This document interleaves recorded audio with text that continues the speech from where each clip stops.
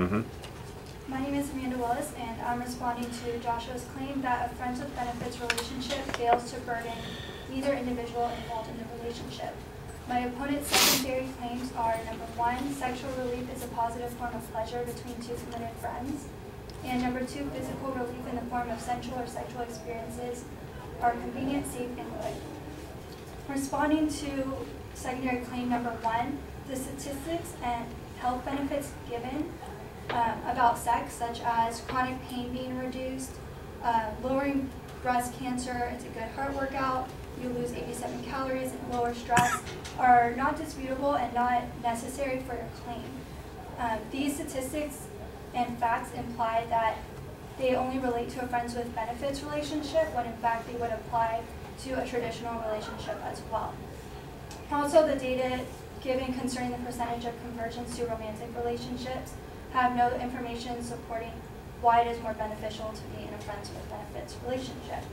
The advocate states that engaging in a friends with benefits relationship with another individual will not ruin the friendship as long as there is a stable level of trust. But engaging in a friends with benefits relationship can ruin the friendship because it has been proven that intimacy leads to romantic feelings and vulnerability.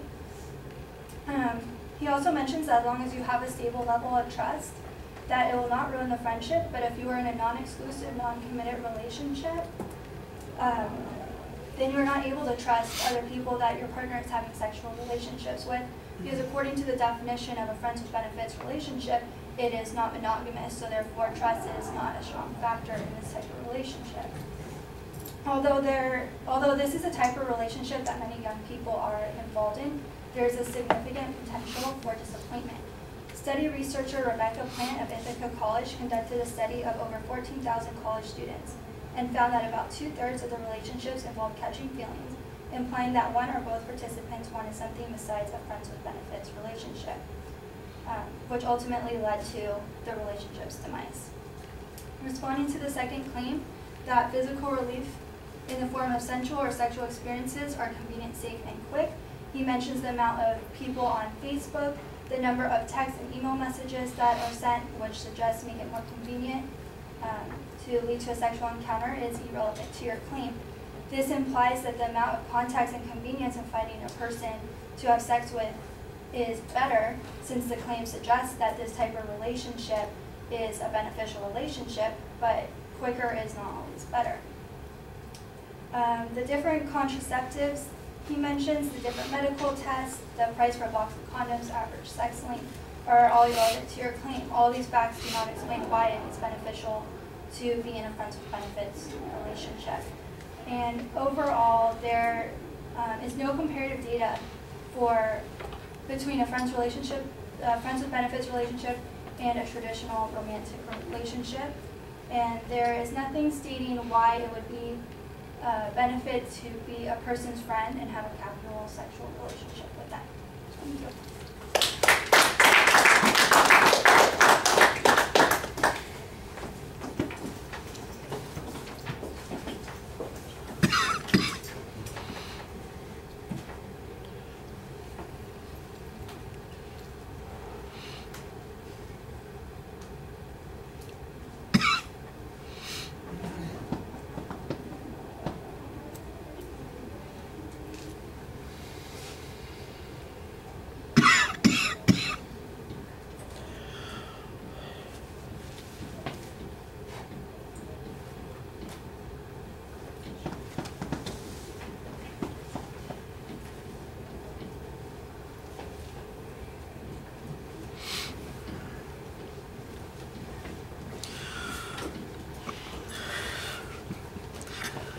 Oh, yeah, this is an interesting topic.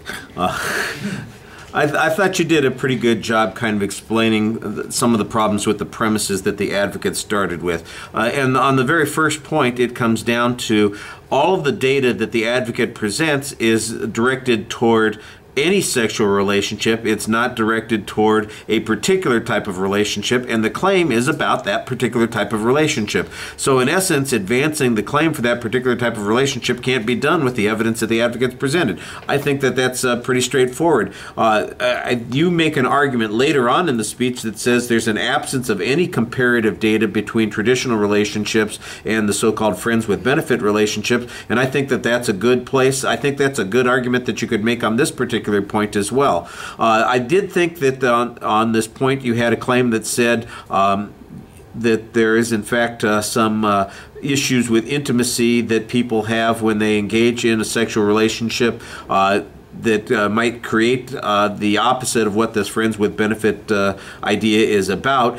You don't really provide any evidence on that. I think it's probably true, but I mean, you know, that's still my assumption on that particular point, and I'm not one of those young people who thinks of it in the same context that apparently everybody else does. I did think that there's also an argument about trust that needed to be explained a little bit more, and it sounds to me like the argument is about if people have multiple partners that there is a reason to have less trust, and that the lack of trust, in fact, undermines this so-called friends with benefit status. That seems to be the inference that you're making here, and I think you needed some proof on that. The best piece of information that you had was the argument, was this research that says that people who engage in these kinds of relationships, which by the way is the only piece of evidence between the two speeches that seems to identify this particular relationship, says that 2/3 of them feel like they're losing something, that they are being denied something in this relationship, which suggests that the relationships ultimately break up. So that, in essence, does directly contradict one of the advocates' points. On the second point, you once again identify the notion that quick doesn't necessarily equal better, and that the advocate's evidence is largely related only to sexual activity, not with the friends with benefits argument. And I thought, forget beating a dead horse, that's basically the argument here. None of the advocates' evidence addresses that particular relationship. It's all generic about sexual relationships, and so making an inference about the particular is really problematic here. All right, thank you.